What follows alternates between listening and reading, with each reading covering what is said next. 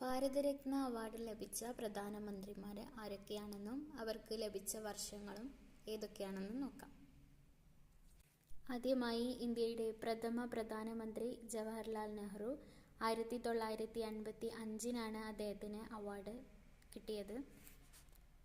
അടുത്തത് ഇന്ത്യയുടെ രണ്ടാമത്തെ പ്രധാനമന്ത്രി ലാൽ ബഹദൂർ ശാസ്ത്രി. 1966 അദ്ദേഹത്തിന് അവാർഡ് കിട്ടിയത്.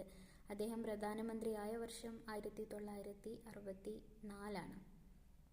അടുത്തത് ഇന്ത്യയുടെ മൂന്നാമത്തെ പ്രധാനമന്ത്രിയും ഇന്ത്യൻ പ്രധാനമന്ത്രിയായ ഏക വനിതയുമായ ഇന്ദിരാഗാന്ധിക്കാണ് ഭാരതരത്ന അവാർഡ് ലഭിച്ചത്. 1971 ലഭിച്ചത്.